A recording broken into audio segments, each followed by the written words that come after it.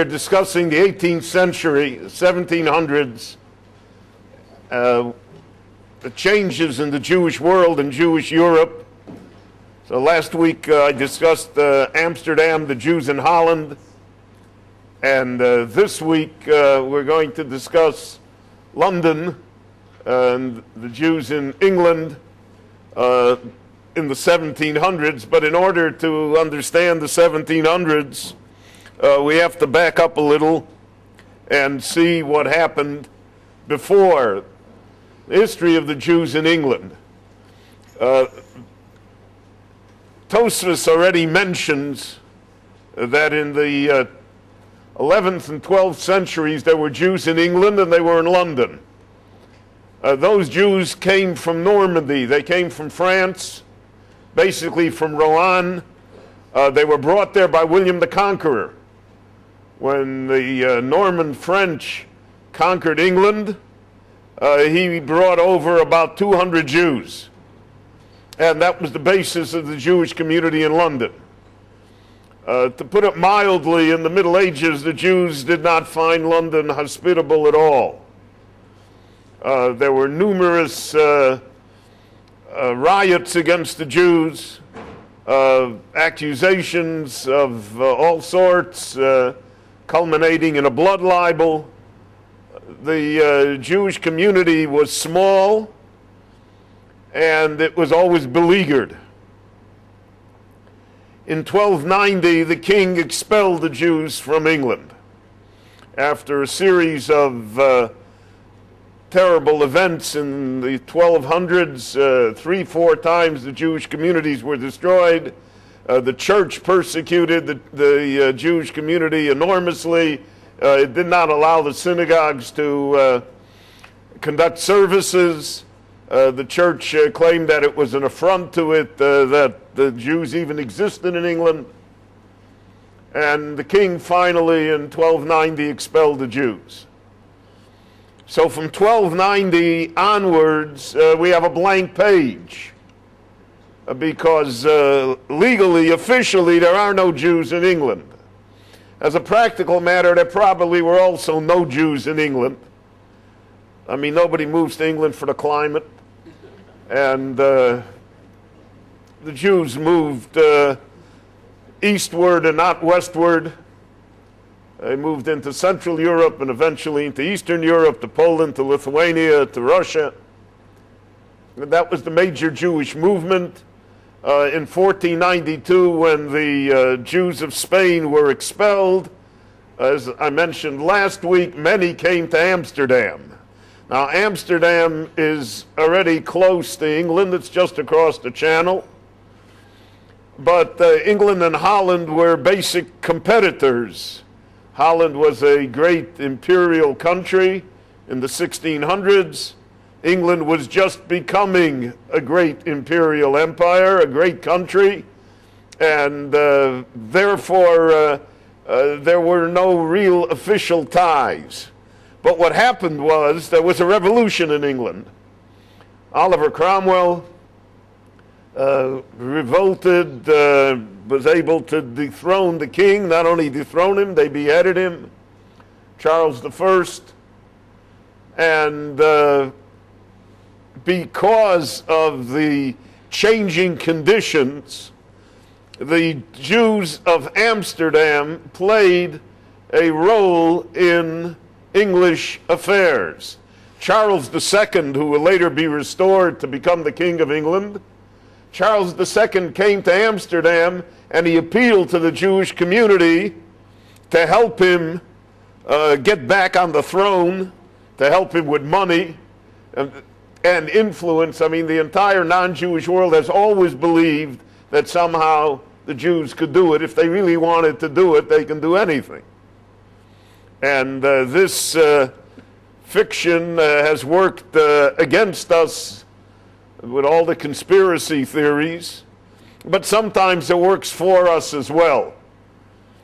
Because Charles II promised the Jews in Amsterdam that if they helped him get the throne back, when he becomes the king, he would allow Jews to come back.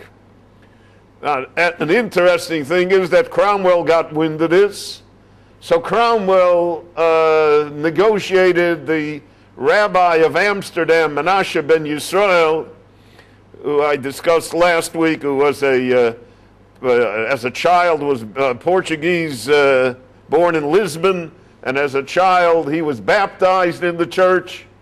When he was 8 years old, he came with his parents. They escaped and came to Amsterdam, and he ends up being the chief rabbi in Amsterdam. He also ends up being one of the truly great figures of the 17th century in Jewish life. He crosses the channel and negotiates with Oliver Cromwell, and in his back pocket he's got Charles II. And he says, you know, it's a little how the Balfour Declaration also. The Balfour Declaration came about in 1917 because the Zionists planted rumors, true or not, doesn't make a difference, that Germany was going to issue a declaration saying that if they win the war, they would give Palestine to the Jews for a Jewish national homeland. And because of that fear, and especially because England was in debt then to millions and millions of pounds to American bankers and to American banking houses that were headed by Jews, and to the Rothschilds.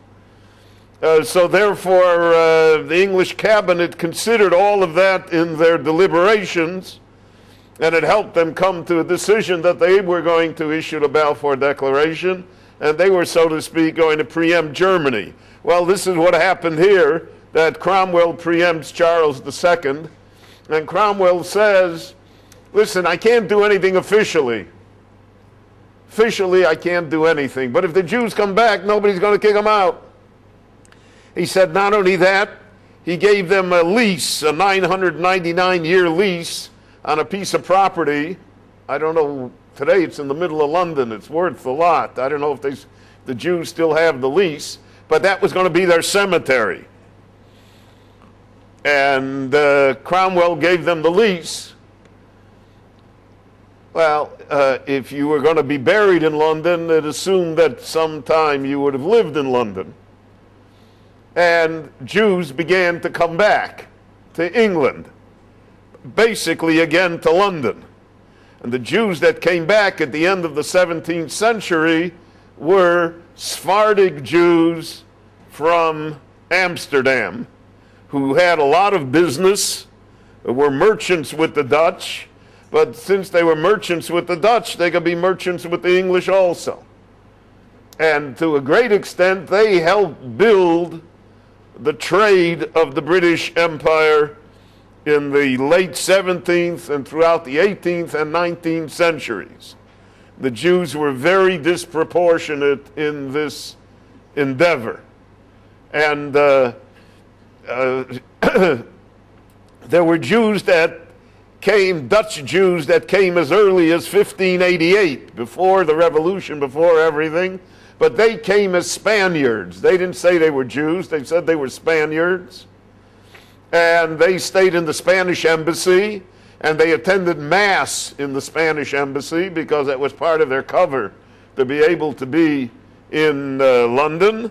But in the basement, they had a stiebel in the basement of the Spanish embassy, and they continued their life as crypto-Jews, converso-Jews, on the outside being nominally Christian, but really retaining their Jewish roots. After Menashe ben Yisrael in the 1650s and the 1660s, the Jews came back as open Jews. They no longer hid the fact that they were Jewish, and when the Restoration occurred and Charles II became the king again, he issued a charter allowing for Jews to own businesses, to deal in money, all sorts of things, but he never said they're allowed to live in the country. Now, how you were going to do business and run banks and merchants and not be in the country, that was left unresolved. But as a practical matter, the Sephardic Jews came back in the middle of the 1600s. Now, the Sephardic Jewish community in London established itself very, very well. In 1701, the great synagogue was built, and it's called Bevis Marks because of the street that it's located on. It has a much prettier name than that, but it's known as Bevis Marks Congregation. The synagogue is still in operation. My wife and I were there this summer. They have a minyan every day, and it still is going. Now, attached to that synagogue, the Sephardim created everything. They built a hospital for Jews. They built an orphan home. They built naturally a mikveh and a bakery. Everything, the entire infrastructure necessary to be Jewish was in place by 1710. And it still is there today. They had a yeshiva, and they had schools, and they were strictly Orthodox, even though not everybody is necessarily observant. It's two different, you can, most of the Orthodox are not observant, but you can still be Orthodox. And the Sephardim absolutely kept to that idea, and they started to be very successful. The entire trade in sugar and in rum from Jamaica was controlled by the Sephardim in Bevis Marks, which was an enormous amount of money. In the government of England, of London, estimated in 1701 that the membership in Bevis Marks had total assets of £5 million sterling at a time when the pound sterling was the currency in the world, and the average Englishman earned 30 to 40 pounds sterling a year. So that should give you an idea of the type of wealth that the Sephardic community had. But they supported everybody. No Jew was left without help. And the charitable organizations all existed, and they were all supported through this main synagogue. Now, one of the great ideas that existed then was that they were going to bring over their, which is always the case, right? When you come and you settle and you're successful, you're going to bring over your cousins and your relatives and people from the same town. And, and since they had this operation, this infrastructure that took care of all the Jews, so they increased from 400 families on the official roll in 1688 to almost 2,600 families in 1710. And that was a sizable population in London. And they were very successful. Now what happens is that the Ashkenazim see that the Sephardim are going, and the Ashkenazim in Amsterdam, there were two great communities, the Ashkenazim and the Sephardim. So the same thing repeated itself in London, except that the two communities had absolutely nothing to do with each other.